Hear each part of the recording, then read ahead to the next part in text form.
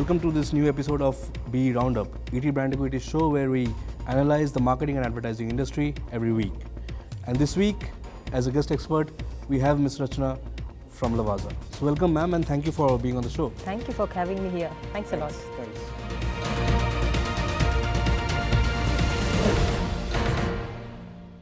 Let's start with the good news about the industry. And I don't know whether it is that good for a marketer, wearing a marketer's hat, right?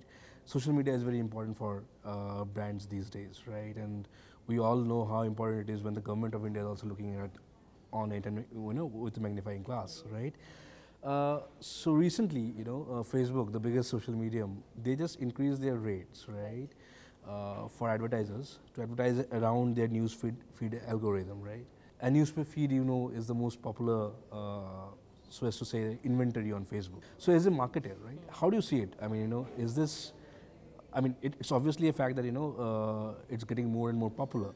But as a marketer, how do you market your brand and looking at the price increase, how justifies it? So I think I will look at this in two ways actually, Kshitij. One is from the point of view of Facebook per se. It is very important for Facebook to be relevant to what it is offering to the consumers.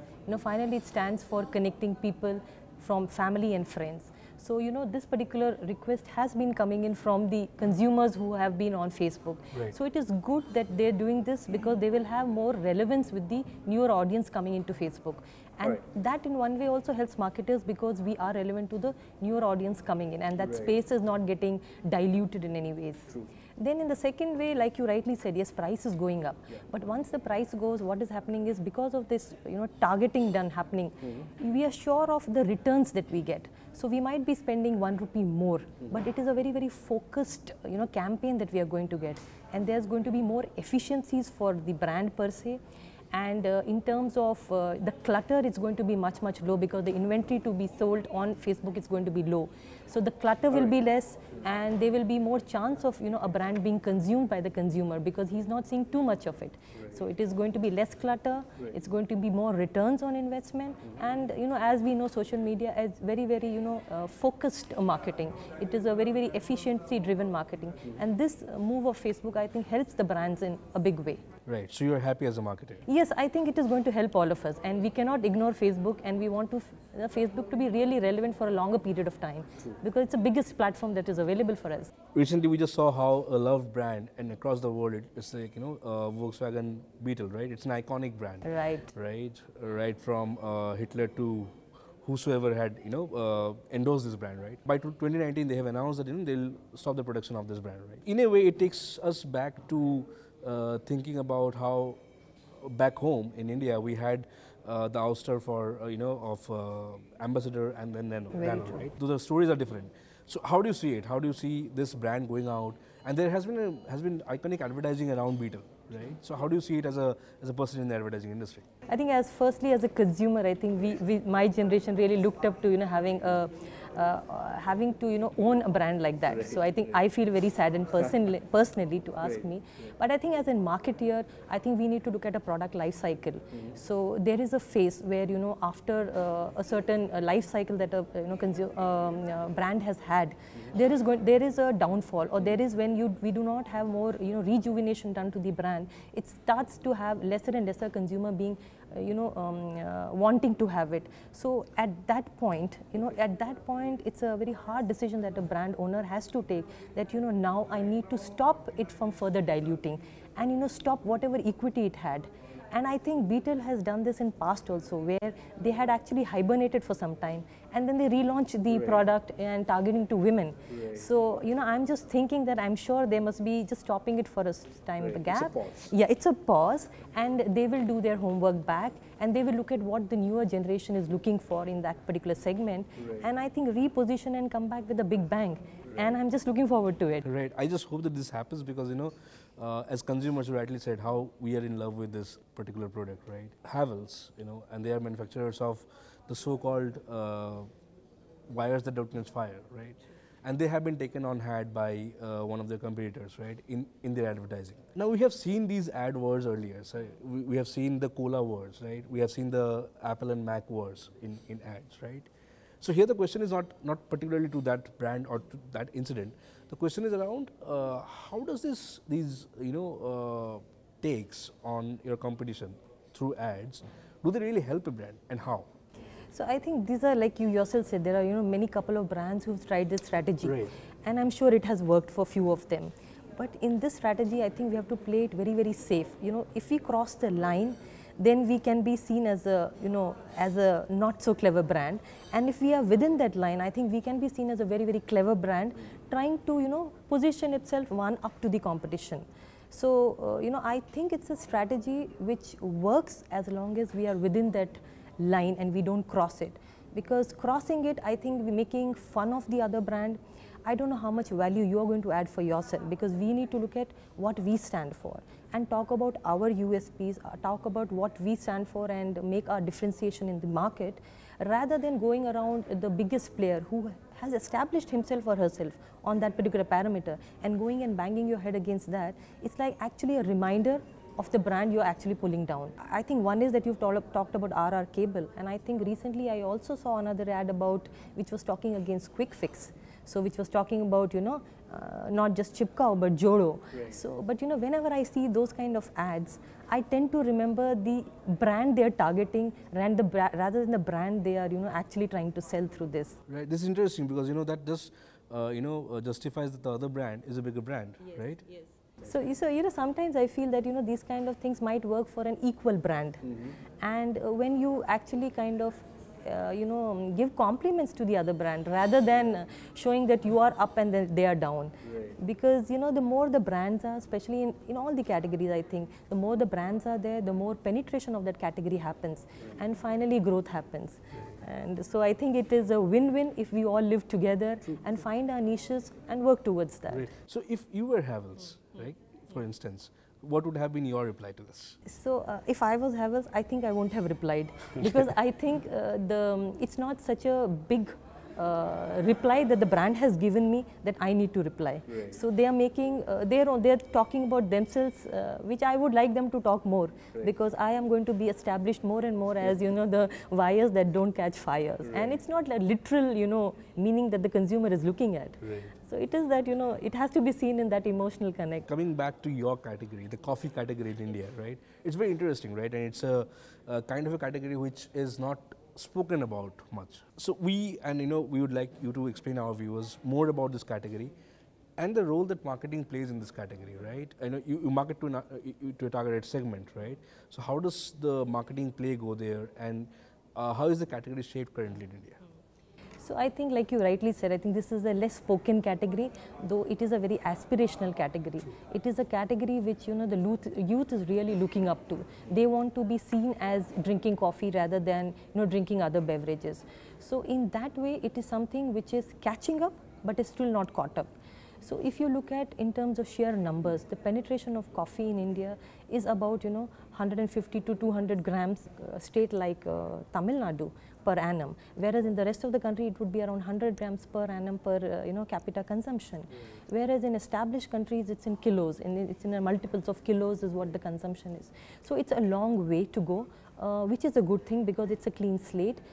And it is also very important for brand, because this is the time brands need to work towards creating more penetration for the category, create more new users to come into category, make it more aspirational, make it more reachable, make it more convenient for consumers to taste, and give them different opportunities to taste different kinds of coffees. So it is in a phase where it is just kind of going to peak. So it is small, but it is in a very, very good and growth stage is what I would say as a marketer. Currently the coffee is. Right, right. So you interestingly mentioned about established markets, right? So what in the coffee terms, right? The coffee market terms is established market is like So you said India is still growing, right? Yes. But what's an established market, and what should India look at to become an established market? It's not our a generic beverage that we drink. Right. Though if you look at India is a very diverse coffee drinking consumer. Like if you look at down south, coffee is part of their ritual, daily ritual. Right, right. That's why it took me a little bit surprised, because it's just difference of 50 grams you're saying, right? Yes. 150 grams brands in Tamil Nadu. I thought it should have been more. Right? Yes. So it is. When I say it, I look at even the number of population, the number of mouths available to drink. And coffee per se is a little bit expensive beverage than the traditional beverage we are as Indians are used to drinking. So in South, if you look at people drink coffee as their first beverage in the house. People drink filter coffee. People drink coffee which is made as a first, a freshly decoction made every day, and they like to drink it as as a part of their daily routine. Whereas in the rest of the country, I think the trends towards coffee is more happening from the away from home segment. You see a lot of these coffee shops, coffee houses, hotels, etc. Talking more and more about coffee, and that is where the newer consumers are getting inducted into the category. And this is where the youth actually, who goes into more of these cafes, etc., is getting hooked on to this beverage. But it is still a more away from home consumption that we see, and slowly we are seeing that consumers in the rest of the country, now that they're well traveled within the country, well traveled across the globe, they are looking for newer experiences in coffee. And they want to look at filter coffee also, they want to look at cafe style coffees also at home. So they are just open to, and the brands just need to offer the solution, and I'm sure it's going to just grow and grow is what. Right. So in this kind of a market, right, there is a huge role that marketing plays, right? So what's your take? How does marketing create this category or educate the consumer? So if you look at, we in Lavazza, we have been in the country for last 10 years, and we have been focusing till now on the B2B segment. Right. When we say B2B, we mean the Horeca and the office coffee segment. And there what we have been doing as a brand, we concentrate on several things. One is having the right coffee for the requirement in the market. Like we are a milk coffee drinking country. So the coffee needs to have a taste which can merge with the milk. So it needs to be a bit stronger. It needs to have a more intensity in the thing. It needs to have an aftertaste like caramel, etc., which is what Indians like. So one is in terms of what the right product for the country is. And this we have developed with the B2B segment for the last 10 years. We've understood really what the consumer is looking for. And our job just doesn't stop in making the right coffee, but we also invest a lot from marketing in terms of education. And when I say education, we mean in terms of helping our partners to extract the coffee in the right way. So, in coffee there are three things in the B2B segment. There is the coffee beans, which needs to be really wow. Then there needs to be a perfect machine. You need to know how to work on that machine. And then there's a man who's the barista. So what we do is we ensure that the right bean that is required for that particular customer is given, and then there is training given from our training center. So globally, Lavazza owns the world's largest coffee school. And in India, in 2016, we launched our first training center in Chennai, and it is the world's 56th training center. And here what we do is, we just selflessly, not selflessly because we are for the cause of coffee, we just work with our clients or anybody who's interested in coffee in showcasing them how to extract the right coffee and educate them on how to serve the coffee, because serving of the coffee is very important, and what are the new menus that can come up in the coffee category. Right. So this is what we have been doing so far. And now the same thing on education is what we are doing in our B2C also. So that is just a starting in terms of doing wet sampling at the outlets. So at the point of sale, we are looking at having promoters talk about first taste the product, because this is a food product. The proof is in actually tasting it. So once you taste it, and then there is an interest developed on the category, we talk about how to brew it, how to use it, because there is a specialized way in brewing the coffee. Right. And the freshly it's brewed, the fresher is the aroma, the better is the taste of the quality of coffee. So I think education is a tool which brand takes it very seriously in Lavazza. Right, right. So, sticking to, continuing with Lavazza, right? So what's next? I mean, you mentioned about your, journey towards the B2C segment, yes, right?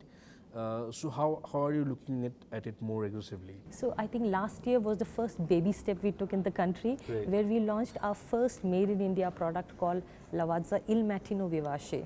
So this was a product that we launched in South first. It's 100% pure filter coffee, where it is why we say it is made in India for India. One is in terms of the taste profile which the consumers are looking, in terms of the intensity, in terms of the aroma that they look at, in terms of the aftertaste, and also it was very important that the product works in the equipment that they have at home. So in India, there are these Indian filters which are used to brew the coffee. So this particular grind size is such that it works on this equipment.